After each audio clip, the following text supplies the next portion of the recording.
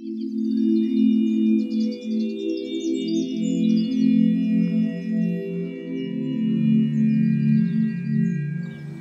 donc on a le plaisir aujourd'hui de recevoir Roland Lehoucq du CEA, mais qui est connu comme un grand vulgarisateur, voilà, et qui va donc nous dire atteindrons-nous les étoiles? Non, la réponse est non. Mais nous allons en discuter pendant environ 1 heure. Déjà, je vous spoil la réponse directement. La réponse est non. On va voir pourquoi, parce que c'est évidemment une opération extrêmement difficile et pour des raisons fondamentales, enfin de physique fondamentale. Elle n'est pas impossible, mais elle est très difficile, on va le voir dans un instant. Donc dans cette conférence, on va rigoler un peu. J'ai même prévu un truc, parce que c'est les 50 ans de... Enfin, c'est pas aujourd'hui, mais enfin bon, à l'occasion des 50 ans, je vous ferai un petit clin d'œil dans la fin de la conférence. Alors déjà, où est-ce qu'on a été? Alors cette diapositive est illisible, mais ce n'est pas très important, c'est juste pour voir que parce qu'elle est illisible, parce qu'on a été partout dans le système solaire finalement, depuis qu'on envoie des fusées. Alors les premières fusées envoyées, ça remonte un peu, mais enfin on peut dater ça quand même des années 50. Il y a eu bien sûr des fusées quand on voyait pour la Seconde Guerre mondiale, qui étaient comme des missiles d'abord, qui ont ensuite été réutilisés pour des fusées américaines, les premiers missiles Redstone, et puis ensuite d'autres fusées qui ont commencé à étudier la très haute atmosphère. Et puis ensuite, il y a eu toutes les séries de fusées qu'on connaît bien, et qui ont été sur la Lune notamment, bien sûr, les premiers vols orbitaux soviétiques, les fusées sur la Lune, l'exploration du système solaire par des sondes, mais aussi par des rovers qui sont posés sur Mars. On a visité à peu près tous les coins du système solaire, pas tous les coins exactement, chaque centimètre carré bien entendu, mais on a été fricoté un peu partout dans le système solaire. La sonde Bepi-Colombo passe demain au voisinage de Mercure pour faire son dernier freinage gravitationnel, et puis ensuite elle va être en orbite autour de Mercure, je crois l'année prochaine, et là on va avoir une sonde en permanence autour de Mercure qui va nous imager ça. Il y a déjà des images de Mercure. Bref, on a été dans beaucoup d'endroits, des comètes, les astéroïdes, on a vu plein de trucs. Ça a été long, ça a été compliqué, on n'a pas été partout où on veut, il y a encore plein d'autres choses. Vous avez la mission JUICE qui est partie vers Jupiter il y a peut-être l'année dernière, ou il y a maintenant une bonne année. La mission Europa Clipper américaine, pareil, qui la suit, qui va arriver, partie un peu après, mais qui va arriver un peu avant, quelques mois avant, dans quelques années. Ça dure assez longtemps, la mission est partie il y a 1 an, disons, elle va arriver en 2000, j'oublie la date, mais genre en 2030 ou 32. Donc voilà, il faut attendre un peu.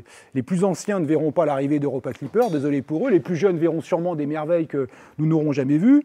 Et les anciens ont vu des merveilles que les jeunes n'ont jamais vécues. Donc c'est un peu toujours la même chose. Mais finalement, on a fait des choses. Ça reste compliqué parce que les distances à parcourir déjà dans le système solaire sont très considérables. Là, dans une image très classique, maintenant, on montre que c'est les planètes dont les tailles relatives sont respectées, mais pas les distances relatives.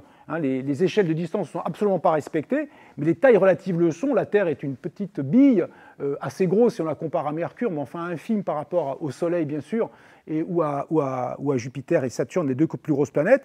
Le Soleil, qui fait 1 400 000 km de diamètre à peu près, si on le réduit à la taille d'une bille de 1 cm et qu'on de ce grand facteur de réduction, on l'applique à toutes les distances et à toutes les choses qui sont dans le système, toutes les distances dans le système solaire.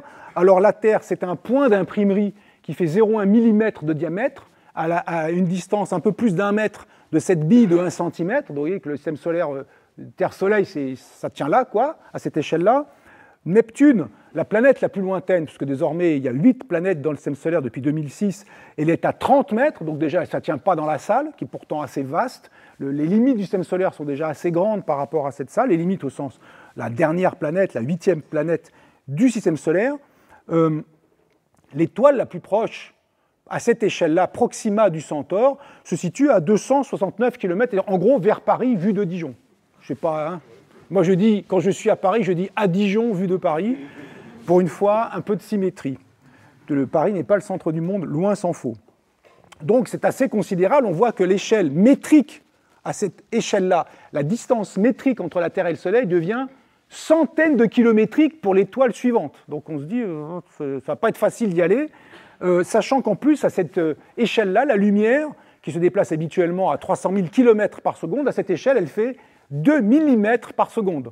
Vous avez donc 269 km à faire à 2 mm par seconde, et vous pouvez traduire ça tout naturellement en distance lumière, à la vitesse de la lumière officielle de 300 000 km par seconde. Il faut un peu plus de 4 années pour que la lumière de Proxima du Centaure nous parvienne. Là où la lumière du Soleil met 8 minutes, bravo, mais pas bravo. Bravo parce que vous savez, vous êtes des gens qui sont éduqués en astronomie dans cette salle, bravo à vous. Sauf que 8 minutes, c'est une approximation grossière, sachant que 150 millions de kilomètres à 300 000 km par seconde, la division donne 500 secondes pile, ce qui fait 8 minutes et 20 secondes. Donc quand on dit 8 minutes, dites 500 secondes. C'est très facile à retenir, ça fait 8 minutes et 20 secondes, mais ça fait pile 500 et vous êtes pile. Alors là, vous êtes bravo. Donc 500 secondes pour la lumière du Soleil, 4 années pour l'étoile suivante, Proxima du Centaure. La Lune, un peu plus d'une seconde, 1,25 secondes pour que la lumière nous vienne de la surface de la Lune. Donc c'est dire avec ces distances lumière, en durée de trajet de la lumière, la distance considérable, les durées de voyage considérables à la vitesse de la lumière qui nous sépare de l'étoile la plus proche, Proxima du Centaure. Alors jusqu'où est-on allé? On a vu tout à l'heure où sommes-nous allés, rapidement évoqué. Jusqu'où est-on allé en termes de distance? Alors j'ai mis ça à jour ce matin pour avoir les vraies valeurs officielles du jour. Ça, c'est sur un site qui s'appelle Heavens Above. Je vous recommande, si vous ne connaissez pas ce site, il y a plein de choses, dont la position et la distance de toutes les sondes qui ont quitté le système solaire, mises quotidiennement à jour. Alors, quotidiennement, il ne se passe pas grand-chose d'un jour à l'autre, mais tous les mois, là, la dernière fois que j'avais mis à jour ça, c'était il y a un an, j'ai dû changer toutes les valeurs du tableau, et il vous donne que ces sondes anciennes sont parties dans les années 70, donc vous voyez, si on prend la plus lointaine, Voyager 1, qui est à 165 unités astronomiques du Soleil, l'unité astronomique, c'est la distance Terre-Soleil. Par définition, la Terre est à une unité astronomique. Et donc, le Soleil est Voyager 1 est à 165, presque 166 fois la distance Terre-Soleil. Elle est partie en 1977. Alors, sa vitesse, on peut la voir en kilomètres par seconde, sa vitesse terminale. Maintenant, elle est toujours un peu ralentie par la gravitation du Soleil, mais extrêmement peu, parce qu'elle en est venant fort lointaine. Et elle, donc, sa vitesse terminale est un peu moins de 17 km par seconde. Donc c'est une vitesse étonnante pour un vaisseau qui s'échappe du système solaire. Il a atteint la vitesse de libération du système solaire, et la sonde va s'échapper, et ces 4 sondes s'échappent du système solaire. Alors évidemment, 16 km par seconde, 17 km par seconde, c'est pas mal, les autres sont un peu plus lentes. On va dire 15 km par seconde de moyenne, ça sera un peu plus facile à calculer de tête. Ça fait 20 000 fois plus lent que la lumière. La lumière, c'est 300 000. Là, on parle de 15. 15 fois 20 000, 300 000, c'est bon. Alors, ça veut dire que si la lumière met, disons, 4 ans pour atteindre l'étoile la plus proche, si cette sonde visait l'étoile la plus proche, ce qu'elle ne fait pas en pratique, elle mettrait 20 000 fois 4 ans. Donc 80 000 ans. Bon. Donc déjà, on comprend qu'il va falloir faire un petit effort, parce qu'on peut attendre 80 000 ans. Après tout, l'humanité est sur Terre depuis 2 millions d'années, mais enfin, on sent bien que ça ne va pas motiver les troupes de fabriquer des sondes dont le résultat sera connu dans 80 000 et 4 ans. 80 000 ans pour y aller. Après, elle dit « Je suis arrivé, regardez, c'est magnifique. » La lumière qu'elle envoie, l'onde radio qu'elle envoie de la lumière, qui nous parvient, elle met 4 ans. Donc 80 000 et 4, bon, les 4 ans, à la limite, on s'en fout quand on dit 80 000 ans. Enfin, bon, soyons rigoureux. Et bien voilà, 80 000 ans après, on a la réponse, c'est super. Bon, évidemment, c'est un peu difficile. Donc, on sent bien que les vitesses des sondes actuelles, qui n'étaient absolument pas prévues, d'abord pour fonctionner aussi longtemps, ces sondes-là ont transmis des informations tout à fait intéressantes sur les confins du système solaire. Elles n'étaient pas prévues pour fonctionner aussi longtemps, et donc elles ont atteint des vitesses qui ne sont pas ridicules, mais qui nous placent pas de manière très favorable pour aller imaginer même visiter une étoile lointaine. Alors on peut quand même remarquer que si on compte les distances exprimées là-haut en heures-lumière, aucune n'a atteint 24 heures-lumière, donc 1 jour-lumière. Il n'y a aucune sonde qui a atteint 1 jour-lumière. Il y a 365 jours-lumière dans une année-lumière, et il y a 4 années-lumière pour l'étoile la plus proche. Donc ça vous redonne une idée de là où on en est. C'est-à-dire, on n'est pas sorti le cul des ronces, comme on dit vulgairement. Donc, mais on remarque quand même, dit, le jour-lumière, on peut le calculer rapidement. Regardez, la sonde, elle est à 165.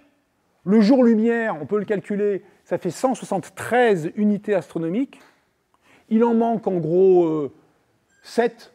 Et elle se déplace, regardez, c'est miraculeux, à 3,5 unités astronomiques par an dans 2 ans, tout 2025, tout 2026, début 2027, dans ces eaux-là, fin 2026, début 2027, on aura une sonde qui aura franchi un jour-lumière.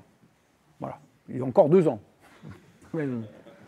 Voilà, tout ça c'est pour dire qu'il se passe des choses, mais c'est lent. Alors, le système solaire, on a pu visiter des astres du système solaire. Où est-ce que ça s'arrête si on voulait se dire, on veut sortir du système solaire. Qu'est-ce que ça veut dire, sortir du système solaire? Avant d'aller vers les étoiles lointaines, évidemment, autour des étoiles lointaines, on en est sorti, on est d'accord. Mais avant ça, vous pouvez imaginer des missions intermédiaires. Alors, sortir du système solaire, c'est ce qu'ont fait ces 4 sondes. Il se trouve qu'elles l'ont fait. Elles ont fonctionné, en tout cas les 2 sondes Voyager ont fonctionné suffisamment longtemps pour qu'on ait la preuve physique qu'elles sont sorties de ce qu'on appelle les limites matérielles du système solaire. Pourquoi les limites matérielles? Parce que le Soleil, au centre de l'image d'ici, avec les orbites qu'on voit là, c'est les orbites des planètes externes. L'orbite inclinée, la très, très large inclinée, c'est l'orbite de Pluton. Hein. Donc là, on est à une échelle, la Terre, elle est vaguement au centre, enfin quelque part dans une orbite qui n'est même pas tracée parce qu'elle est collée au Soleil à cette échelle-là. Donc ces sondes nous ont renseigné sur ce qu'on appelle la cavité solaire d'abord, cette bulle qui est gonflée par le vent solaire, ces particules qui sont émises par le Soleil en permanence, gonflées par le vent solaire dans le milieu interstellaire qui baigne le système solaire. Cette bulle a été gonflée par le vent solaire. Et cette bulle, elle a des conséquences. Le fait que le Soleil émette ce vent solaire, ça a une conséquence, c'est qu'il y a un endroit qui s'appelle l'héliopause, où la pression du vent solaire et la pression du milieu interstellaire sont les mêmes. Et à cet endroit, on passe d'une zone qui est remplie de matériel solaire, donc dont la composition c'est le Soleil, à une zone extérieure où la composition c'est extrasolaire, au sens c'est dans le milieu interstellaire. Donc c'est franchir l'héliopause, qui est l'endroit qui va nous permettre de franchir la cavité interne, matériel Soleil, donc matériel solaire essentiellement, les planètes et puis le milieu interplanétaire issu essentiellement du Soleil, et puis l'extérieur qui n'a a priori rien à voir. Alors, de part et d'autre de l'héliopause, il y a 2 autres structures qui sont intéressantes pour la physique, qu'on appelle ici le choc terminal. Le vent solaire arrive, et puis à l'héliopause, il y a une sorte de matériau qui s'accumule, il faut pousser l'extérieur, hein, un peu comme un chasse-neige, un chasse-milieu interstellaire, et la matière qui arrive très vite derrière, elle rentre dans le machin qui avance pas vite. Et donc, il y a une décélération qui se produit, ce qui forme ce choc terminal au moment où la matière du vent solaire arrive de vitesse supersonique à des vitesses subsoniques. On appelle ça choc terminal. Et puis, l'ensemble du système solaire se déplace dans la galaxie, est en orbite dans la galaxie. Il se déplace à une vitesse orbitale d'environ 250 km par seconde. Et donc, dans le référentiel du système solaire, il y a du milieu interstellaire qui tombe, ou le système solaire qui se déplace en bloc dans le milieu interstellaire. Et là, de la même façon, la matière qui tombe vers le système solaire, il y a un endroit qui est toujours l'héliopause, et bien là, elle va s'accumuler, il y aura une sorte de termination shock de l'autre côté, qu'on appelle bow shock, le choc en arc, et qu'on voit, il y a des images. Je ne vais pas faire toute une conférence sur ces aspects-là qui sont absolument fascinants. Il y a des magnifiques images obtenues maintenant avec les grands télescopes spatiaux où on voit les beaux chocs d'autres étoiles, ce choc en amont de matière qui est devant et qui matérialise visuellement, d'une certaine façon, le mouvement de l'étoile dans le milieu interstellaire. Donc la sonde Voyager 1 a traversé l'héliopause en juillet 2012. Et on en a des preuves physiques, elle transmettait des comptages de particules, et on est passé d'un moment où on comptait beaucoup à un moment où on comptait moins de particules de certaines énergies dans les hauts spectres énergétiques, dans les hautes valeurs énergétiques, et c'était la preuve physique du passage de l'intérieur à l'extérieur, du vent solaire, du milieu solaire au milieu extérieur. Donc on sait qu'on a une sonde qui est au-delà du système solaire dans sa limite matérielle, donc vraiment dans le milieu interstellaire. Il y a une autre limite qui pourrait être définie, qui est plus compliquée, parce que ça peut dépendre aussi d'influences multiples extérieures, qui seraient les limites gravitationnelles. Je suis un corps en orbite autour du Soleil, facile, si c'est la Terre, ok. Les étoiles lointaines ne vont avoir aucune influence sur mon orbite. L'orbite de la Terre peut être perturbée en revanche par Jupiter, par exemple, par les grandes planètes, les grosses planètes, notamment Jupiter, du système solaire. Mais c'est moins vrai, évidemment, quand on est loin du Soleil, la gravité qui s'exerce sur vous, la gravité solaire qui s'exerce sur ce corps, est plus faible, il peut être sensible à des influences extérieures, une autre étoile. Et c'est quoi la distance à partir de laquelle ça devient sensible au point que l'orbite, finalement, n'est plus très stable, et que l'objet pourrait se séparer, s'il était en orbite autour du Soleil, il pourrait se séparer et partir. Alors cet endroit n'est pas très clair, il est estimé à ordre de grandeur 1 année-lumière, 1,5 année-lumière, assez proche du Soleil pour qu'on le sente bien. Si on était à mi-distance entre, disons, le Soleil et un autre Soleil équivalent, ben, on aurait là le point d'influence équivalente, et puis après, on serait dans la sphère d'influence peut-être de l'autre étoile. Et il y a de cette façon-là comment dire, une discussion, c'est une hypothèse pour expliquer notamment les comètes non périodiques, les comètes qui tombent vers le système solaire, on les voit passer une fois, puis on ne les voit plus jamais, elles suivent une orbite hyperbolique, dont on pense qu'elles viennent de ce grand réservoir-là, qui est symbolisé comme ça, le nuage de Oort, qui a été fait, dont l'hypothèse a été émise par Jan Oort, un astrophysicien hollandais, qui aurait ce réservoir de corps glacés de très grand volume et qui serait à des distances considérables du Soleil, qu'on ne voit absolument pas, qu'on n'observe pas, tant les astres sont faibles et peu lumineux, mais dont on a des traces de temps en temps quand une comète, quand un de ces petits corps glacés est dévié et tombe sur une orbite hyperbolique vers le Soleil, puis repart et on ne le voit plus jamais. Plus proche, c'est l'image d'en haut du système solaire, l'orbite de Pluton en marquant une frontière, disons Neptune et au-delà, et en particulier Pluton, qu'on appelle les corps transneptuniens. Là, c'est une autre catégorie d'objets qui sont plus proches. Là, pour le coup, on en a des traces. Pluton est peut-être, après avoir été une planète, est devenu une petite planète, une planète naine du système solaire, mais sans doute un des plus gros objets transneptuniens, avec Eris, Quaoar, Sedna, tout un tas d'autres petits corps qui sont de même taille que Pluton, qui orbitent au-delà de Neptune. On en connaît maintenant plusieurs centaines de ces Trans-Neptunian Objects, TNO, Trans-Neptunian Objects, et qui sont entre une trentaine et une soixantaine d'unités astronomiques. Ceux-là sont vraiment physiquement liés au système solaire. Ils ont des plans orbitaux des fois un peu bizarres, comme celui de Pluton, qui est très incliné. Et ce sont sans doute des résidus de formation du système solaire glacé, qui sont dans cette zone-là une sorte de seconde ceinture d'astéroïdes extérieure de petits corps, comme il y a une ceinture d'astéroïdes entre Mars et Jupiter.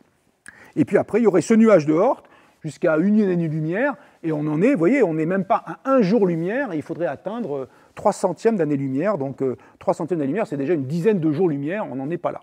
Donc on n'est même pas rentré dans le nuage de Oort, alors regardez un petit corps de ce nuage, sûrement pas, alors que ce n'est pas le cas dans le cas des Trans-Neptunian Objects, puisqu'il y a même la sonde New Horizon, un des suiveurs, après les 2 Pioneers et les 2 Voyager, la sonde New Horizon, maintenant qui est partie, qui a frôlé Pluton en 2015, c'était en 2015 je crois, et qui ensuite a observé en 2019 un petit corps, un petit corps transneptunien, et qui s'appelle maintenant Arrokoth, et qui a été vu comme deux boules collées, là, avec une drôle de tête, quoi, et tout le monde était bluffé par l'image qui a été faite de ce petit objet.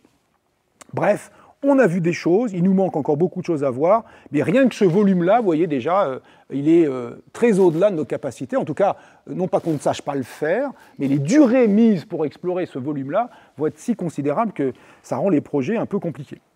Alors je le remontre, la même chose, cette fois-ci en échelle qu'on appelle logarithmique, c'est-à-dire que chaque fois qu'on passe de 1 à la graduation suivante, on multiplie par 10, de 10 à 100, de 100 à 1000, 10 000, 100 000, 1 million. L'unité, c'est l'unité astronomique, donc la Terre, elle est à 1, Saturne est environ à 10 unités astronomiques, les limites du système solaire à environ 100 unités astronomiques. Nous, on est arrivé jusque-là, on a des tas de ferrailles qui traînent dans ce coin-là et qui font plus grand-chose, parce que c'est un peu compliqué, il n'y a plus beaucoup d'énergie, c'est 24 heures maintenant pratiquement pour communiquer avec eux, il y a eu des problèmes avec les sondes, enfin bref, c'est toute une affaire, ça fonctionne encore, c'est une sorte de miracle technique.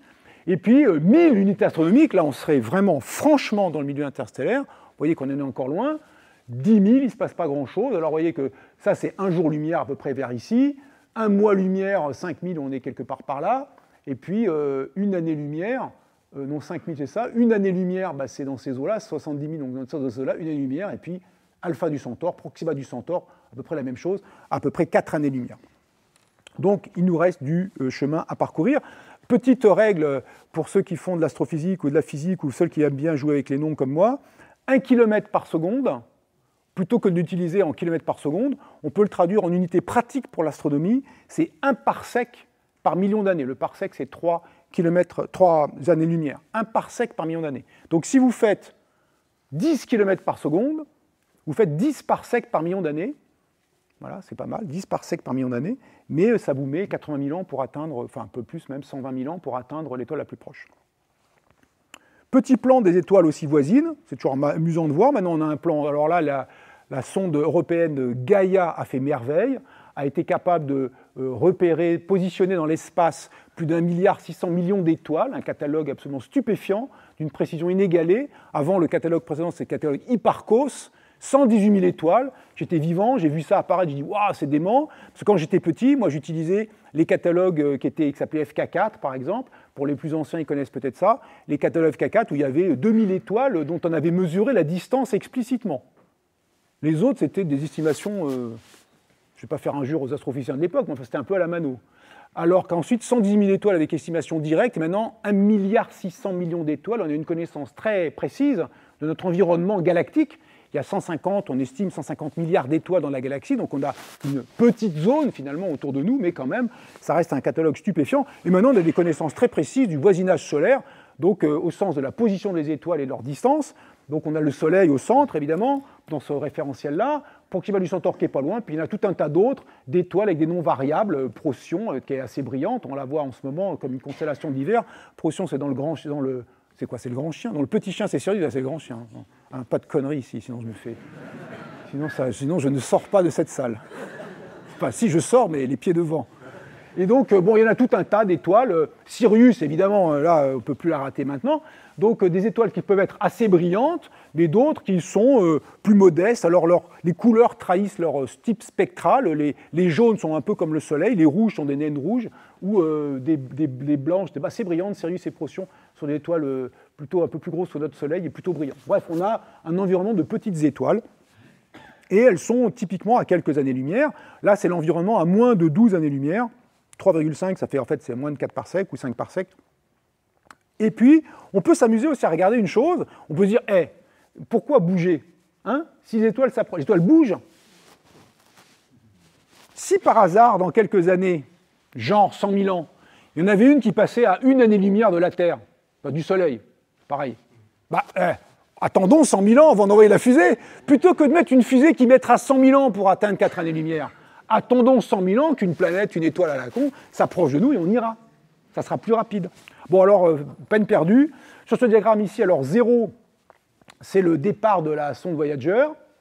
Et puis, voilà les positions de tout un tas d'étoiles, Proxima du Centaure et Alpha du Centaure, qui sont très proches l'une de l'autre, 4,3 et 4,4 ou 5 années-lumière, là où elles sont maintenant. Et puis, leur position en fonction du temps. Alors, les graduations, j'attire votre attention, 10, 20, 30, c'est 10 000 ans, 20 000 ans, c'est pas 10 ans, 20 ans, 30 ans. C'est par paquet de 10, par paquet de 1000. Donc, dans 40 000 ans, Voyager 1, à sa vitesse de 17 km par seconde, sera à 1,6 années-lumière de la Terre. Bon, elle sera complètement... Et puis, elle sera pas si loin d'étoiles, et même un peu avant le minimum d'approche, alors c'est pour ça qu'ils ont mis ce point-là, elle sera à, je ne sais combien, 2 années-lumière et demie de Gliese 445, qui, elle, va bouger un peu. On voit que Proxima du Centaure, là, regardez, ne faisons pas d'efforts maintenant, attendons environ 25 000 ans. Et là, elles sont à 3 années-lumière. Elles s'approchent de nous. On gratte une année-lumière dans les 25 000 ans. Ça vaut. Et puis ensuite, il y en a une autre, Ross 248, qui va être plus proche que Alpha et Proxima du Centaure, par les jeux mutuels des mouvements relatifs des étoiles dans notre galaxie, dans leurs orbites autour de la galaxie. Donc vous voyez que donc pour dire aussi que si on a un voyage qui est long, alors évidemment, si c'est 80 000 ans, c'est évident, c'est comme la Lune. Si on volait sur la Lune, on ne dit pas, tiens, la Lune est là, et vous vous rappelez, dans Méliès, le canon, il vise la Lune. Non, non, non. Mauvaise idée. Parce que le temps que le boulet arrive, qui n'est pas une bonne idée de prendre un boulet par ailleurs, la Lune, elle a bougé. Donc il faut réfléchir un petit peu. Et donc là, quand vous mettez 80 000 ans de voyage, l'objectif se déplace. Donc il faut réfléchir un peu. Donc il y a un peu de navigation non triviale. Mais ça ne sera pas notre problème ce soir. On oubliera ces détails. Pour l'instant, ça va s'intéresser juste à franchir la distance, froidement, et après, il faudra tourner les boutons pour orienter la chose. Bon, alors vous l'avez compris, il va falloir aller vite. C'est plus des 10 ou 15 ou 20 km par seconde de vitesse terminale. Vitesse terminale, c'est celle que vous atteignez dans le trajectoire. Au cours de sa trajectoire, les sondes Voyager ont atteint des vitesses bien plus considérables que 17 km par seconde, par exemple. Elle a pu atteindre, quand il y a eu les assistances gravitationnelles au voisinage des planètes géantes, jusqu'à 60 km par seconde. Et les sondes dont je parlais là tout à l'heure, Bepi Colombo et je ne sais plus quelle autre sonde, là, celle qui est passée au voyant du Soleil, là, qui est passée tout près du Soleil, Parker, merci Vincent, la Parker Solar Probe, quand il est passé au voyage du Soleil à 6 millions de kilomètres, sa vitesse était, je ne sais plus combien, 5 ou 600 km par seconde. Enfin, c'était une vitesse incroyable. Mais c'est parce qu'elle tombe vers le Soleil, elle est au minimum au périgée, peut-être 5 ou 600, peut-être, ou 700. Enfin, c'est une vitesse qui est incroyable par rapport à... Mais parce qu'en fait, elle tombait vers le Soleil, sur une orbite qui ne percutait pas le Soleil, évidemment, c'est un peu le but du truc. Elle tombait vers le Soleil, et après elle fait le tour, elle a une orbite très excentrique, où elle est très lente là-bas, et après elle retombe plein pot, et elle remonte comme ça. D'accord ? Et donc 700 km par seconde, entre guillemets, on sait faire. Il n'y a qu'à se jeter de la Terre et tomber vers le Soleil. Enfin, c'est pas si simple, parce que vous avez la vitesse orbitale de la Terre, hein, donc c'est pas si simple. Si vous sautez de la Terre, bah, vous accompagnez la Terre dans son orbite, parce que vous avez la vitesse de la Terre autour du Soleil, donc bon, il faut sauter à l'envers. La Terre, elle part par là, et vous sautez dans le sens opposé, à 30 km par seconde, pour que votre vitesse orbitale vis-à-vis du Soleil soit 0, et là, vous tombez vers le Soleil, et vous allez tomber en vitesse terminale, vous tombez pile sur le Soleil, ce sera à 42 km par seconde. C'est pas spectaculaire, mais c'est déjà pas mal. Si vous faites ça de plus haut, eh ben, vous tomberez plus vite. Et si vous faites ça de l'infini, vous tomberez avec la vitesse... Je dis ça pour les étudiants qui nous entourent. Et si vous tombez de l'infini, vous arriverez avec la vitesse terminale qui est égale à la vitesse de libération de l'astre. Pour le Soleil, 620 km par seconde. Donc c'est pour ça qu'on atteint des vitesses énormes pour des sondes qui tombent vers le Soleil et qui en passent assez proche en le ratant. En le ratant parce qu'on veut que la sonde reste là. Donc au final, il faut aller vite, on sait aller vite, on a des moyens pour aller vite, mais on ne veut pas aller vite tout court. On veut aller vite en s'échappant du Soleil, du système solaire, en dépit de l'attraction gravitationnelle du Soleil, et donc c'est ça qui coûte beaucoup. Et donc pour l'instant 17 en kilomètres par seconde. Alors comment on fait pour aller vite ? Bon, le truc typique, c'est donc de prendre une fusée, de balancer un truc à l'arrière et ça pousse à l'avant. Ça s'appelle la réaction. Ça date d'il y a longtemps. C'est Tsiolkovsky, Konstantin Tsiolkovsky, un des pères fondateurs de l'astronomie, pas de l'astronomie, de l'astrodynamique, de la propulsion des fusées, qui a imaginé ça dès les années 1890, de se propulser par réaction dans le vide spatial.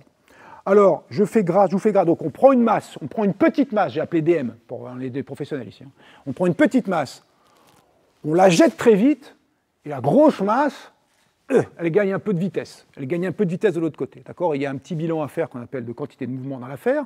On peut faire ça parce qu'on est des professionnels, on va faire ça de façon relativiste. Ça veut dire quoi relativiste ? En tenant compte du fait qu'éventuellement, les vitesses d'éjection et la vitesse de la fusée peuvent être une fraction appréciable de la vitesse de la lumière, ce qui modifie plein de choses. Ce n'est pas juste le calcul, disons, basique qu'on peut faire sur les fusées ordinaires, les fusées qui ne sont à des vitesses ridicules de quelques kilomètres par seconde au décollage, 8, 10, 12 km par seconde, 15 km par seconde au décollage. Là, on veut éventuellement gérer ça dans des fusées très rapides. Et donc, je donne l'équation, attention les yeux, une équation dans cette conférence, l'équation de Tsiolkovsky relativiste, qui vous lit trois choses. Dans ce processus-là, vous avez une masse initiale, c'est vous. Vous avez une masse finale, c'est vous, moins le carburant. Bon, la charge utile, la masse finale, on va appeler ça charge utile. Vous jetez tout le reste, qui ne sert à rien, ou qui est le carburant que vous avez consommé et éjecté pour la propulsion. Donc la masse initiale, c'est au début, avec le carburant, et la masse finale, c'est à la fin, sans le carburant, il n'y a plus rien. Bon. Ensuite, U. Le petit U, c'est la vitesse d'éjection par rapport à la fusée. Vous jetez un peu vite ou un peu lentement. On comprend bien qu'il va falloir pousser très très vite. C, c'est la vitesse de la lumière, et V, c'est la vitesse terminale, c'est le gain de vitesse.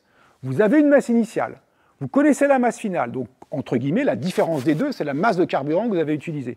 Que vous avez utilisée pour produire de l'énergie qui a permis d'éjecter du carburant à très grande vitesse, pousser ce qui reste de l'autre côté, en essayant de gagner le plus grande vitesse possible qui est donnée par le V, tangente hyperbolique de ce merdier. Alors, quand on met des nombres là-dedans, c'est compliqué. C'est-à-dire que le rapport de masse, là, le coup de je fais une grosse fusée, et puis on va faire une énorme fusée, et puis on va faire une sacrée énorme fusée, suivez mon regard, c'est juste des guignols. C'est-à-dire on n'a pas trop d'autres moyens de faire en même temps, c'est compliqué la vie, on n'a pas trop d'autres moyens de faire, mais le carburant qu'on met en plus, il faut du carburant pour le monter. Mais le carburant qu'on a pris pour monter le carburant en plus, il faut du carburant, vous voyez le plot twist, quoi. C'est pour ça qu'il y a écrit ln, là, ça veut dire logarithme naturel. Ça veut dire c'est mauvais plan. Ça veut dire qu'il ne faut pas jouer, il ne faut pas chercher à avoir une masse énorme de carburant et une masse finale aussi petite, quoi. Si on prend toute la masse de l'univers observable comme masse de carburant, la masse initiale la plus grande possible, c'est quoi? Toute la masse de l'univers observable. 10 puissance 80 protons. Le Soleil, il en compte 10 puissance 50, 51. Donc je prends toute la masse de l'univers observable. Je l'éjecte à la vitesse d'éjection habituelle des fusées. Et la masse finale, je prends la plus petite possible charge utile. 1 proton. D'accord? C'est la putain de fusée. Excusez-moi l'expression, c'est enregistré, j'en suis désolé pour le public, mais c'est la fusée où le rapport de masse, la masse initiale, vaut 10 puissance 80 fois la masse finale. On se dit, ça va dépoter, quoi. Dans un proton, évidemment, c'est un peu compliqué de faire de la science avec le proton que vous avez éjecté, hein, d'accord? On ne s'agit pas de faire de la science, c'est juste de faire le plus gros truc qu'on ne pourra jamais faire. Donc ce rapport de 10 puissance 80, en mettant ici U, une vitesse qui est celle habituelle des fusées, de l'ordre de 3-4 km par seconde pour les tests d'éjection, le calcul donne 1900 km par seconde. Vous avez entendu? La plus grosse fusée monstrueuse que vous pourrez jamais faire, elle fait au mieux avec ce procédé-là, en faisant la grosse masse éjectée, 1900 km par seconde d'éjection, si on considère des vitesses d'éjection canoniques, disons, de la chimie habituelle. Donc non. Ça ne sert à rien de faire des grosses fusées si on veut aller vite. Pour aller en orbite, pour faire des plot twists, pour dire qu'on est le meilleur et que la vie est belle, on peut faire des choses. Mais s'il s'agit d'aller vite, non, il ne faut pas faire ça. Il ne faut pas augmenter, enfin, c'est peine perdue d'augmenter démesurément la masse à éjecter, la masse de carburant, appelons ça de carburant. En revanche, on peut essayer d'augmenter U, la vitesse d'éjection. Parce que là, si on oublie la tangente hyperbolique, c'est en gros directement proportionnel à la vitesse d'éjection. Donc il est 2 fois plus rapide, on peut atteindre une vitesse terminale 2 fois plus grande. Alors qu'est-ce qu'on fait pour ça? Vous prenez de la matière, vous bricolez dedans, vous faites une transformation de la matière. Cette transformation, elle peut être quantifiée par une quantité d'énergie qui est mise en jeu, et même plus brutalement encore par combien de masse a été perdue dans cette matière pour être transformée en énergie, E égale MC2, pour être transformée en énergie qui va être ensuite utilisée pour éjecter la masse restante à très grande vitesse. Donc je récapitule, vous avez une masse de matière devant vous, il y a une machine qui transforme cette masse en un peu moins de masse qui va être éjectée très vite à grande vitesse grâce à l'énergie de la masse qui manque, qui a été transformée en énergie pour éjecter ça.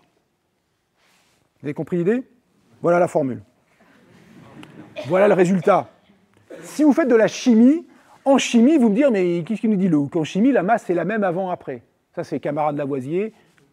Rien ne se perd, rien ne se crée. Bravo Lavoisier, chimie quantitative, merveille de la science, de la chimie extraordinaire. Mais Lavoisier n'a pas vu une chose, il ne faut pas lui en faire le reproche. D'une part, c'est très difficile à mesurer, d'autre part, c'était très en dehors de son champ disciplinaire de l'époque, tel qu'on le comprenait à l'époque. En fait, dans une réaction de chimie, il y a l'énergie dégagée par une réaction exothermique, ça vient d'une perte de masse très légère, très difficile à mesurer parce qu'elle équivaut typiquement à 1 milliardième de la masse MC2 en jeu dans la chimie, 1 milliardième.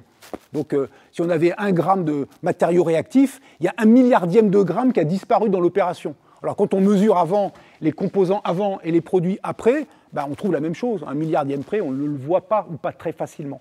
En revanche, dans les réactions nucléaires, de fission, on brise un gros noyau, on en fait 2 plus petits, ou on prend un gros noyau, 2 petits noyaux, excusez-moi, on les assemble par fusion pour faire un noyau plus gros. Là, on dégage de l'énergie dans cette opération en faisant, par exemple, 2 petits noyaux pour en faire un plus gros. Le plus gros, il pèse moins lourd, sa masse est moins grande que la somme des masses des noyaux initiaux. Et l'écart de masse, c'est l'énergie qui est dégagée dans la réaction. Et cet écart de masse pour les réactions nucléaires, il n'est pas du milliardième ou du fraction de milliardième, il est de 0,008, 8 10 moins 4 pour la fission, 0,4% pour la fusion, et si vous faites matière-antimatière, je n'explique pas pourquoi ce n'est pas 100%, mais 40% est récupérable. 40%, là on ne joue pas dans la même catégorie. Donc quand vous prenez epsilon ici qui vaut 1 milliardième, là, d'accord? Alors on va prendre, comment on va faire ça? On va prendre 5 10 moins 10. On va prendre 5 10 moins 10. 0,5 milliardième. c'est de la chimie. Ça fait 10, 10 moins 10, ça fait 10 moins 9. Racine carrée de 10 moins 9, ça fait 3 fois 10 moins 4 en unité de la vitesse de la lumière. Les vitesses de la chimie, c'est 3 10 moins 4 de la vitesse de la lumière. 3 10 moins 4 de la vitesse de la lumière, ça fait 9 km par seconde. Et c'est typiquement, c'est plutôt un peu plus petit que ça, plutôt 5 km par seconde, les vitesses d'éjection de la chimie.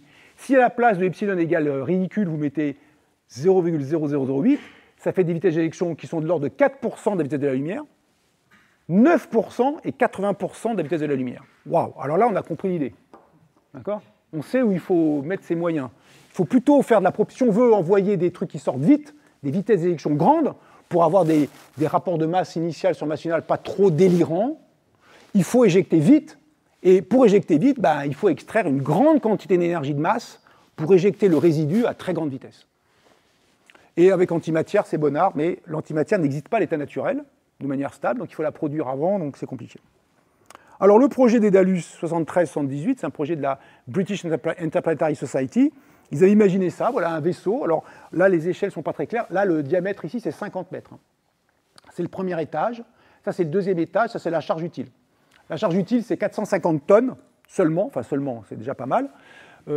Pour atteindre l'étoile de Barnard. Il s'était dit, on va viser une étoile marrante. L'étoile de Barnard, c'est l'étoile qui a le plus grand mouvement propre dans le ciel de la Terre. Quand on regarde pratiquement d'une année sur l'autre, avec des moyens d'astronomes amateurs raisonnables, on peut voir le déplacement apparent. Ça ne crève pas les yeux, mais on peut mesurer ce déplacement apparent de l'étoile de Barnard. Alors il fallait, ça atteignait 12% de la vitesse de la lumière, ce vaisseau. Ça c'est pas mal. 12%. Ça met 50 ans pour franchir les 6 années-lumière, ça accélère, puis après c'est à vitesse constante, puis après ça décélère, pour arriver à vitesse... Disons, c'est complètement con si on ne décélère pas, parce que sinon on passe plein pot, on n'a rien vu. Quoi. Donc, oui. Du coup, c'est compliqué, ça rallonge le voyage de freiner, c'est toute une affaire. Bon. Et puis, alors, regardez les chiffres qui sont intéressants. La puissance du moteur, c'est 37 terawatts, 37 000 milliards de watts pendant 2 ans. Alors déjà, on commence à se dire, mais 37 000 milliards de watts, ça a l'air beaucoup, évidemment. Il faudrait le comparer, on peut le comparer à l'humanité. L'humanité, elle consomme 600 hexajoules, 610 puissance 18 joules, 600 milliards de joules par an. Il y a 31 millions de secondes dans une année, donc 600 milliards divisé par 31 millions, ça fait 20 000 milliards de watts. 20 térawatts. Donc cette fusée-là unique, ce vaisseau-là unique, c'est 2 fois la puissance de l'humanité en continu pendant 2 ans. Tata. Là déjà, donc on coupe tout, tous les trucs qui servent à rien, les ordinateurs, tout, on coupe tout. On ne fait plus rien de l'humanité. Toute cette énergie-là, on la garde, 2 ans, et ça fait 1 an de voyage. En nombre, je n'ai pas dit en machine, parce qu'après la machine, il faut la fabriquer. Mais en nombre, c'est 2 ans d'humanité pour 1 année de voyage du vaisseau. Où on ne fait plus rien, on arrête tout. Les frigos, tout, les téléphones portables. Bon. Donc ça va être compliqué. Alors il y a un autre truc compliqué, c'est que le combustible là, qu'ils utilisaient, c'était des malins, c'est pas idiot, je ne raconte pas pourquoi, d'utiliser de l'hélium 3 et du deutérium, sauf que l'hélium 3, il n'y en a pas sur Terre, et donc ils allaient le ramasser sur Jupiter. Donc on sent aussi, ça donne une idée. Évidemment, quand on voit ça, on se dit, les gars, mais c'est des dingues. Mais c'est un peu un rêve d'ingénieur. C'est aussi un plaisir d'ingénieur et d'étudiant. Moi, j'adore faire ces calculs-là. Regardez, ça ne marche pas. Puis à la fin, on sait bien qu'on est foutu, quoi. C'est pour ça que je dis la réponse est non. La réponse est non. La réponse est non, mais c'est intéressant de savoir pourquoi c'est non. Et puis de comprendre qu'il y aura plein d'étapes intermédiaires. Ça ne va pas se faire d'un coup. Si ça devait arriver un jour, il y aura plein d'étapes intermédiaires, dont la capacité à aller moissonner l'hélium 3 sur Jupiter. Mais avant de faire ça, il faut peut-être avoir une base sur Mars complète. Et avant d'avoir une base sur Mars complète, il faut peut-être déjà avoir complètement industrialisé le système Terre-Lune. Enfin, Terre, c'est déjà fait, mais Lune, enfin, vous voyez. Donc, en gros, il faut être dans The Expanse, pour ceux qui ont fait la série télévisée. Vous voyez, c'est un peu ça l'ambiance. Et The Expanse, il truande un peu des chiffres aussi, je peux vous dire. Donc voilà, il faut être implanté dans le système solaire de manière massive. Massive. Donc, ça donne aussi une idée que ces étapes-là, vues de maintenant, on se dit, waouh, déjà, c'est pas facile de retourner sur la Lune, d'aller sur Mars, alors après d'aller faire les guignols dans tout le système solaire à faire des plans comme dans The Expanse, c'est compliqué. Donc voilà, ça c'était ce vaisseau du projet Daedalus. Il y a aussi d'autres projets, le projet Longshot, vous regarderez, il y a un certain nombre de projets de voyage interstellaire, on pourrait appeler ça des rêves d'ingénieurs, des calculs qui sont extrêmement intéressants pour jouer avec de la physique, qui montrent qu'on sait penser les choses, il n'y a pas besoin de physique extraterrestre, il n'y a pas besoin d'une physique à inventer, un truc incroyable à trouver, on a tout sous la main, sauf l'énergie en gros, sauf les joules et les watts, la puissance pour les watts, et puis éventuellement la matière, parce que ça, il ne vous a pas échappé que ça va peser quelque chose. Il faut être capable de... On ne fabrique pas sur Terre, ça. Hein. Il ne va pas le mettre sur Terre, puis boum, ça décolle. Hein. Il n'y a aucune chance. Il est déjà en orbite. Donc il faut fabriquer. Donc en orbite, il faut faire des poutrelles en acier en orbite, ou en alu, enfin ce que vous voulez. Enfin, il faut industrialiser l'espace de manière massive pour pouvoir commencer à discuter ce genre de choses. Bon, je ne résiste pas au plaisir de vous montrer le petit dessin d'une revue de science-fiction Analogue, qui s'appelle Analogue, la couverture de je ne sais plus quelle année, qui montrait ça dans les années 70. Donc une grande publicité de ce truc-là, parce que ça a beaucoup excité les aficionados de l'espace. C'était évidemment, moi quand j'ai découvert ça plus tard, j'ai dit waouh, c'est super, je me suis repayé. On trouve le document des ingénieurs, hein, il y a tout un doc de 180 pages, on doit le trouver sur le web, on peut tous payer, c'est super cool. On fait plein d'exercices de physique, de méca, de plein de trucs déments. À la fin, on ne peut pas le faire, mais c'était cool. Il faut bien se faire plaisir dans la vie, sinon c'est compliqué. Alors il y a d'autres vaisseaux qui est pas mal foutu, du côté vaisseau interstellaire de science-fiction, c'est le Venture Star qui est dans Avatar. Vous avez peut-être vu Avatar. Alors lui, on peut dire des choses parce qu'il est très bien fait ce vaisseau. Il est très bien fait parce que d'abord, on comprend que la matière est éjectée par là, sans doute, que du coup, quand la matière elle est éjectée par là, c'est que le vaisseau il va dans l'autre sens, vers la flèche verte. En tout cas, quand il accélère, il va dans ce sens-là. Et puis, il y a un truc qui s'appelle des radiateurs. Alors pourquoi il faut des radiateurs? Parce que là-dedans, là, c'est le bloc moteur, ce truc-là, il y a une partie de l'énergie produite qui ne va pas servir à propulser le vaisseau. Et cette partie-là, il faut la dégager, parce que sinon ça pourrait échauffer le moteur, comme dans les bagnoles, quoi. Et sauf que les refroidisseurs à air, ça ne marche pas comme dans les 2 chevaux, parce qu'il n'y a pas d'air dans l'espace. Le refroidisseur à eau, ça ne marche pas non plus, parce qu'il n'y a pas assez d'eau pour refroidir un machin qui doit produire... on a du 37 terawatts pour un machin pas extraordinaire, donc il faut quand même un bon petit refroidissement. Bon bref, il faut des radiateurs. Donc un machin, des grands panneaux qui vont être chauffés, et qui vont rayonner de la lumière, et dans l'espace, c'est la seule façon d'évacuer de la chaleur dans l'espace, c'est de rayonner cette chaleur et de donner de la surface pour que ça rayonne pas trop chaud. Parce que là, si c'est rouge, c'est que c'est chaud. Donc à 700 ou 800 degrés. Et puis, qu'est-ce qu'on voit encore sur ce truc? Là, c'est sûrement les réservoirs, les grosses boules, et la question, c'est qu'est-ce qu'il y a dedans?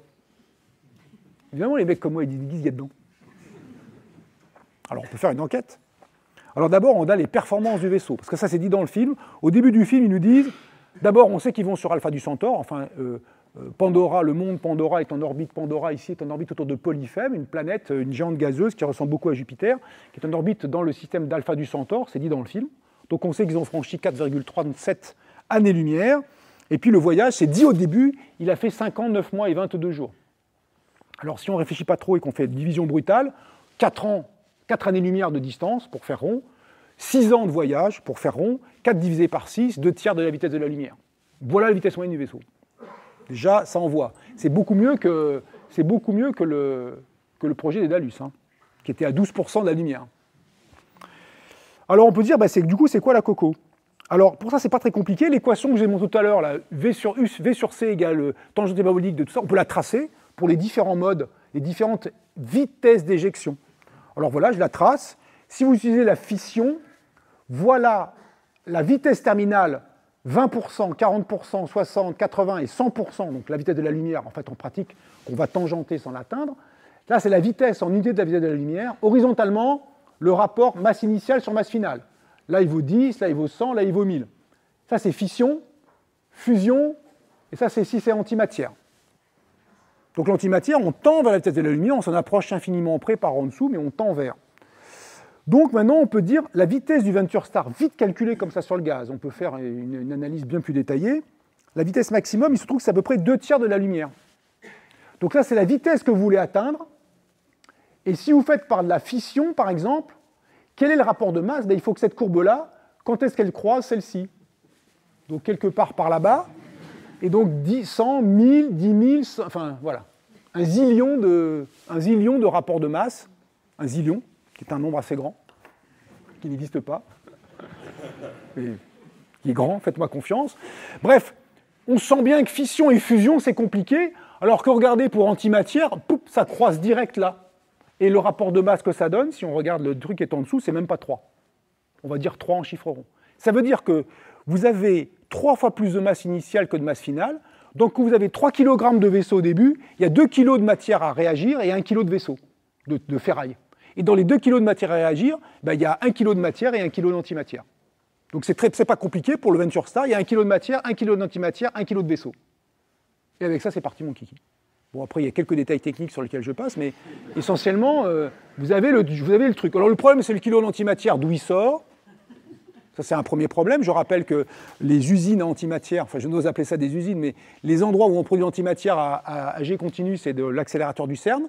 Les estimations que j'ai pu faire et confirmées par un collègue qui y travaille, c'est quelques milliardièmes de grammes par an. Là, il vous faut 1 kilo. Donc vous voyez qu'il faut un peu travailler les usines, et donc il faut payer l'énergie de la production de cette antimatière avant pour pouvoir faire des choses après. Comment on stocke l'antimatière? Je livre ça à votre sagacité. Je vous donne la réponse déjà mauvaise, c'est pas dans une boîte de matière. Donc voilà, ça veut dire qu'il faut réfléchir un petit peu. J'ai une conférence complète sur l'antimatière si ça intéresse un jour, ça me fera plaisir de revenir à Dijon quand vous voulez. Bref. En tout cas, pour le VentureStar, vous voyez qu'il ne peut fonctionner qu'à l'antimatière, et il y a plein de problèmes qui se posent derrière d'analyse à faire, et c'est jouable, et ça se calcule, et on peut arriver à dire, on comprend ce vaisseau. Le vaisseau d'Avatar, il est parfait, enfin parfait au sens, il est plausible. À défaut de savoir le faire en vrai, il est tout à fait plausible du point de vue de la physique. Alors il y a quelques effets d'un voyage rapide, ça c'est le camarade Einstein qui nous parle. Eh bien oui, parce que quand on approche la vitesse de la lumière, parce que là on veut des vitesses qui vont être 12%, le projet Dédalus, c'est déjà pas négligeable. VentureStar, les 2/3, si on sait faire ça, c'est bonheur. Hein. On va à Alpha du Centaure en 5 ans, quoi.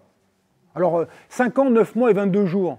Alors mais non, le camarade Einstein nous a dit que quand on approche la vitesse de la lumière, les durées mesurées ne sont pas les mêmes selon la vitesse relative, selon la vitesse du voyageur. La durée du voyage mesurée par les terriens versus la durée du voyage mesurée par les voyageurs n'est pas la même.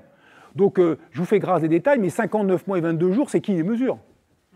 Si on peut se douter que ce sont sans doute les passagers, parce que ce sont une voix off qui s'adresse aux passagers du vaisseau. On sent bien que ce qui les intéresse, eux, c'est combien de temps ils ont moisi dans ce vaisseau. C'est pas combien de temps il s'est passé sur Terre. Ça les intéressera dans un second temps, éventuellement, pour savoir s'ils ont perdu leurs amis les plus chers parce qu'ils ont passé 5 ans dans le vaisseau et 1000 ans sur Terre, quoi. Mais là, ça sera plutôt 6 ans dans le vaisseau, 5 ans, 9 mois, 6 ans dans le vaisseau, et quelque chose comme 7 ans sur Terre. Le décalage sera, vous voyez, de l'ordre de 2 ans pour ce voyage du VentureStar. Je vous montrerai tout à l'heure la planche.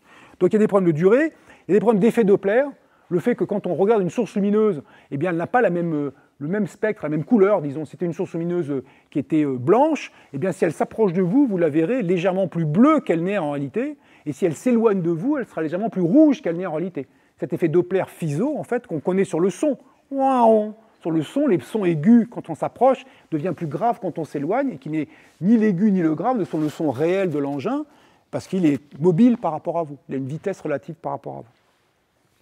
Donc effet Doppler, donc ça veut dire que la navigation, il faudra réfléchir un petit peu, les étoiles n'auront pas les couleurs, entre guillemets, qu'on leur connaît si on se déplace très vite. Et puis les signaux lumineux de communication ne vont pas être reçus avec la fréquence à laquelle ils ont été émises. D'accord ? Il y a une vitesse relative, donc il faut en tenir compte.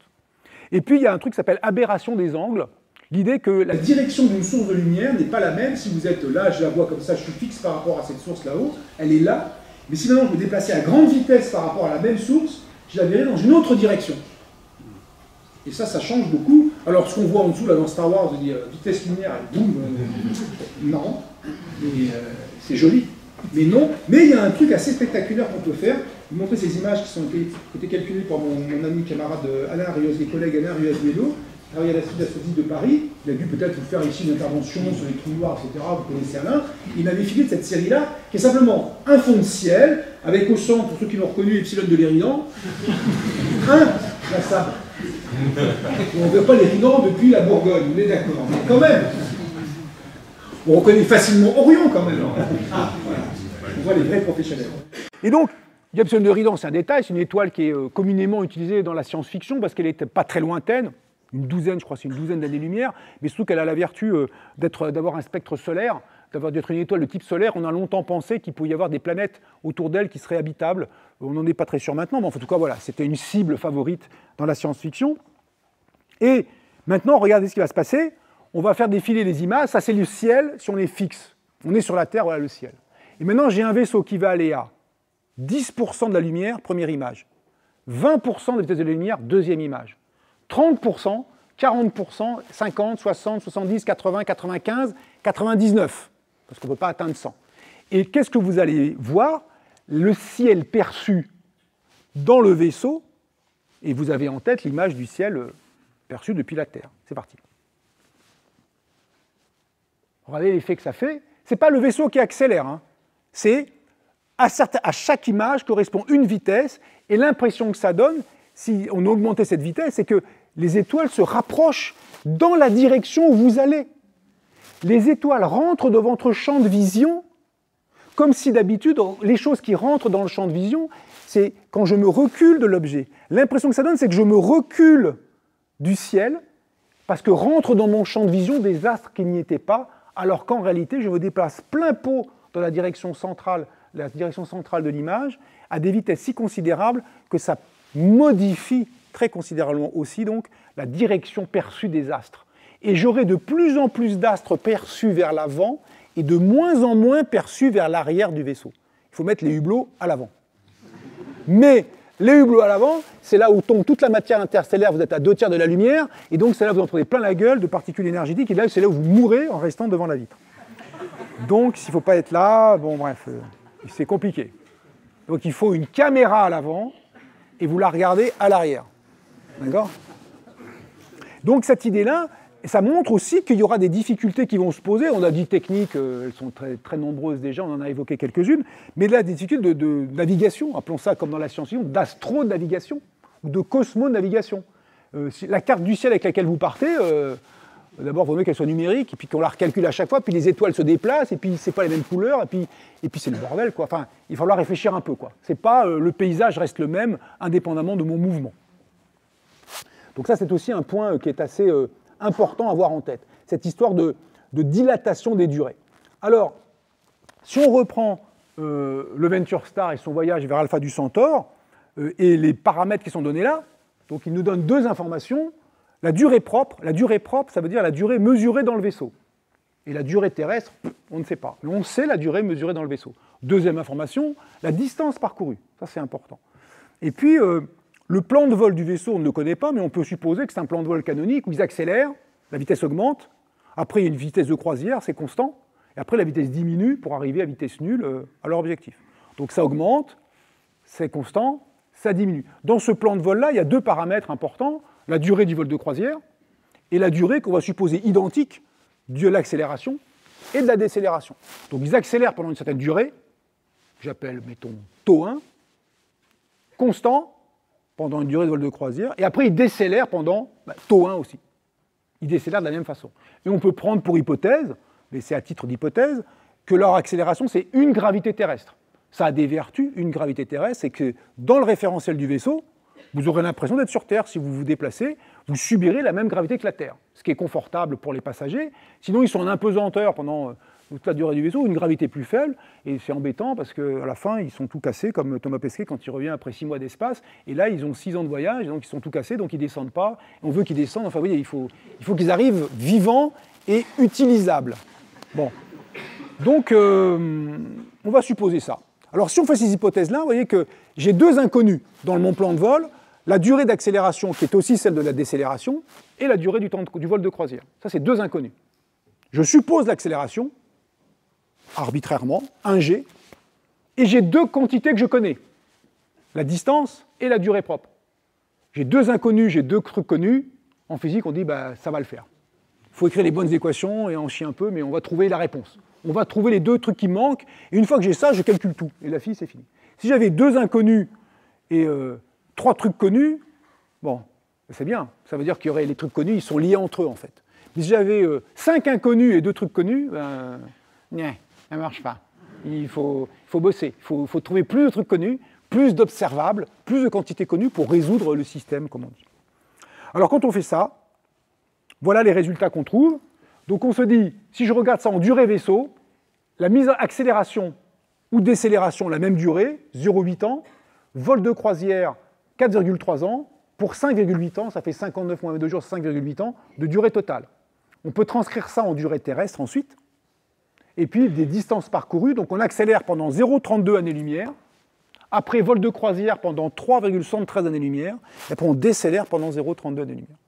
Donc on peut recalculer complètement le vol du Venture Star à partir de ces valeurs, et avec un peu de physique relativiste. On peut faire aussi un petit calcul intéressant, c'est combien d'énergie ça coûte.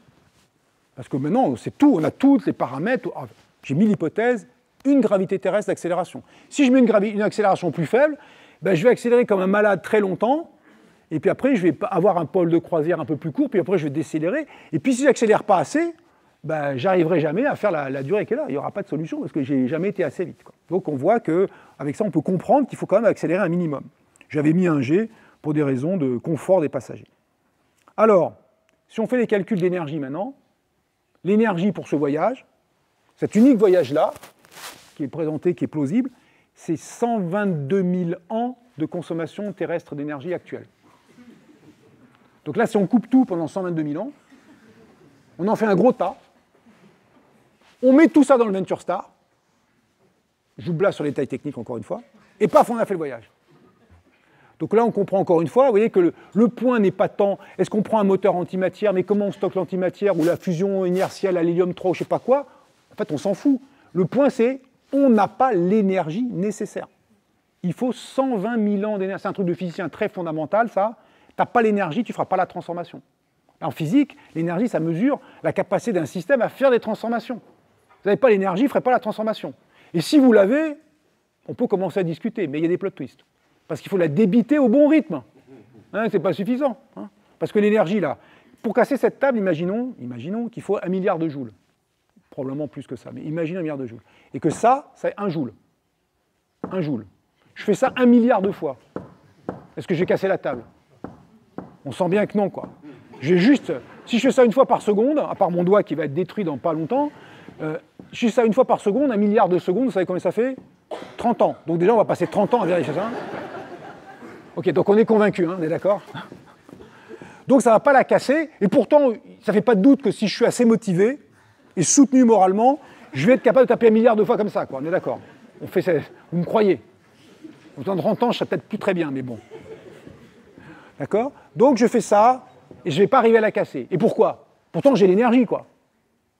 Mais je n'ai pas le rythme, je n'ai pas le bon débit d'énergie. Je n'ai pas la bonne puissance. Et quand je fais ça, l'énergie que je fournis à 1 joule par seconde, mettons 1 watt, si ça c'est 1 joule et que c'est chaque seconde, mettons 1 watt, ben elle part, elle fait du son déjà, c'est complètement con, il faudrait éviter que ça fasse du son parce que ce son il part au lieu de casser la table. Et ça chauffe un peu la table et ça détruit mon doigt. Donc bref, tout ça, ça part dans autre chose. Et il y a des pertes, des trucs là où je ne veux pas que ça aille, qui sont plus importantes que là où je veux que ça aille.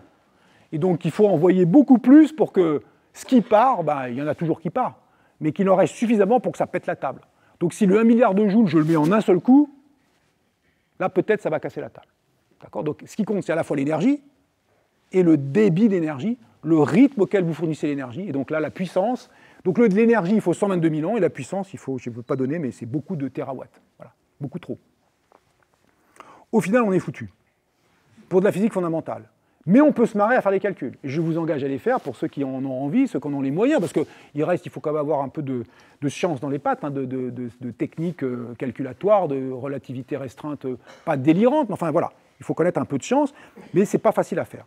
Alors justement, à propos de la SAB, puisque la SAB a 50 ans, et la SAB qui ne recule devant aucun sacrifice, il y a 50 ans, a dit secrètement, mais ça sera annoncé plus tard, c'est entre nous, vous ne le répétez pas. Ils ont envoyé une sonde il y a 50 ans. Et voilà. Et jusqu'où elle est allée, hein, parce que la SAB, ils ne rigolent pas trop. Alors voilà, je vous fais ça. Donc la SAB, elle a envoyé une sonde qui a mis 50 ans pour arriver. Aller-retour, parce qu'elle arrive là bientôt en fait, hein, on est d'accord. 50 ans aller-retour. Alors qu'est-ce que représente ce diagramme d'abord pour comprendre? Horizontalement, la distance parcourue en années-lumière, verticalement, la durée terrestre en années. Donc vous voyez, ça a l'air de marcher, ils sont partis il y a 50 ans. À 50, paf, la sonde elle arrive là-dedans, c'est tout bientôt, hein, préparez-vous. Entre-temps, la sonde elle a suivi ce chemin-là, spatio-temporel, elle s'est déplacée sur cette courbe-là. Là, donc elle a accéléré un petit peu là, elle a été à vitesse constante, puis après elle a décéléré, puis elle a réaccéléré, puis elle a redécéléré, à vitesse nulle évidemment, parce que ils ne sont pas cons, ils ne veulent pas qu'elle passe plein pot, ils veulent la montrer à tout le monde, regardez, c'est notre sonde qu'on a envoyée à 50. Alors, si on prend qu'ils ont mis une accélération de 1G, cette sonde, elle a une vitesse, donc elle a accéléré, j'ai fait quoi? Oui, j'ai dû la faire accélérer la moitié du trajet, enfin, la moitié de l'allée, elle a accéléré, l'autre moitié, elle a décéléré, et pour le retour, il y a une moitié où elle a accéléré, et l'autre moitié, elle a décéléré. Donc, un quart accélération, en temps total, un quart d'accélération, un quart d'accélération, un quart d'accélération, un quart d'accélération. Donc, elle a atteint pratiquement la vitesse de la lumière. Bravo. 0,997 de la lumière. Je ne vous dis pas l'énergie, hein, c'est beaucoup. La durée du voyage pour les passagers est assez étonnante, c'est 12,6 ans. Donc Mickey Mouse que vous avez mis dedans, là, la souris expérimentale, elle n'a vécu que 12,6 ans. C'est pour ça qu'elle va revenir vivante. Et elle a atteint 23 années-lumière de distance. Pas mal. Pas mal. Alors, est-ce que c'était un truc juste pour frimer ou parce qu'il y avait un objectif scientifique? Est-ce qu'il y avait un truc intéressant à 23,14 années-lumière? Alors, à 23,15 années-lumière, il y a l'étoile Gliese 667, qui est là, au-dessus de la constellation du Scorpion, là, au-dessus de la queue du Scorpion, on ne la voit pas bien, là, c'est chaud, là, elle est quelque part dans ce disque-là. Elle est à 23,15 années-lumière, et c'est une étoile double. Il y a deux étoiles, une qui fait 0,73 masse solaire, l'autre qui fait 0,69 masse solaire, elles sont plus petites que le Soleil, c'est des naines rouges, 0,12, 12% de la luminosité du Soleil, donc ce n'est pas des étoiles extrêmement brillantes, et elles sont en orbite l'une autour de l'autre avec un demi-grand axe orbital de 12 unités astronomiques. Donc c'est une étoile double. Il y a des possibilités de planètes. D'ailleurs, il y a des planètes, la super-Terre Gliese 667c, qui nous dit, il y a plutôt la troisième étoile, en fait c'est un système triple, excusez-moi, il y a une troisième étoile qui a une planète, deux exoplanètes confirmées, et qui sont deux super-Terres. Voilà une vue d'artiste du ciel de Gliese 667c, la troisième étoile, C, depuis une des trois planètes, et voilà les deux planètes, ils ont été là-bas, et c'est en plus, un bon choix, puisque dans la franchise Alien versus Predator, c'est précisément cette étoile qui était choisie pour faire venir que la Vélande, les méchants, les capitalistes de la Vélande Corporation, fait ça. Donc vous voyez qu'en 50 ans de temps terrestre, si on se donne les moyens, mais vous avez compris qu'une accélération de 1G, on continue pendant ce moment, on est au-delà des clous, au point de vue énergétique et de puissance, on est au-delà des clous, mais on peut commencer à faire des choses intéressantes, et ça dure que 12 ans dans le vaisseau, enfin que 12 ans. 12 ans dans la caisse à savon, il ne faut pas que ça tombe en panne, enfin voilà, il n'y a pas de fournisseur d'accès à Internet, enfin il faut embarquer des livres, hein, donc il faut s'occuper, quoi. Il ne faut pas se taper sur la gueule, enfin voilà, il y a plein de problèmes. Alors on pourrait dire mieux maintenant, parce que là on a fait 50 ans terrestres, parce qu'évidemment c'est ça qu'on cherchait à fêter l'anniversaire, le 50e anniversaire de la SAB, mais maintenant on pourrait dire, oh non mais 50 ans terrestres c'est petit bras, nous on va faire maintenant en 50 ans propre, c'est-à-dire, non plus maintenant, enfin plus moi, mais vous là, les jeunes, vous dites, je monte dans le vaisseau, et dans 50 ans de ma vie, je vais être de retour sur Terre, et j'ai vu des trucs incroyables. Vous arrivez un peu 50 ans plus vieux quand même, hein. Vous êtes passé 50 ans dans le vaisseau, mais vous êtes, si c'est bien conçu, vivant. Et vous revenez sur Terre. Et qu'est-ce que vous auriez pu faire? Alors là, c'est pareil, on va vous mettre dans le vaisseau, accélération 1G, décélération 1G, waouh, c'est super le truc qu'on a vu, demi-tour, accélération 1G, décélération 1G, on arrive à dire, ouais, c'est génial, on a vu des trucs démons. D'accord? Parce que je ne vous parle même pas de communiquer, c'est trop compliqué. Ou les petits traits que j'avais mis là, ben, c'est pas grave. Les petits traits, c'était les communications lumineuses, c'est pas grave. Alors en 50 années propres, c'est parti. Alors ici, j'ai mis différents objectifs avec leur distance. La durée en terrestre avec une accélération de 1G, en durée propre, regardez 50 ans. Vous pouvez, 57, je vous le fais à 57, c'est vous. 57 ans, vous pouvez faire l'aller-retour à Messier 31, qui est à 2 550 000 années-lumière de distance. Vous accélérez 1G la moitié du trajet. Vous décélérez 1G, vous êtes dans la galaxie Messier 31, vous dites « c'est super, on l'a vu ». Vous faites demi-tour, instantanément. Enfin, vous passez un jour ou deux, si vous voulez. Pour une galaxie, ça va bien suffire quand même. Et vous refaites la même chose, vous revenez, vous êtes vivant, et la Terre, il s'est passé, comme vous avez atteint en gros, là c'est votre approche de la vitesse de la lumière, à 10-13 près, vous êtes approché à 10-13, un 10 millième de milliardième près de la vitesse de la lumière, 0,9999, plein de 9 de la vitesse de la lumière. Il s'est passé sur Terre, en gros, la durée lumière d'aller-retour. En gros, vous avez voyagé la vitesse de la lumière un petit peu en dessous, quasiment tout le temps. Et donc, il s'est passé sur Terre 5,1 millions d'années. Super. Là, le coup de la frime, il est...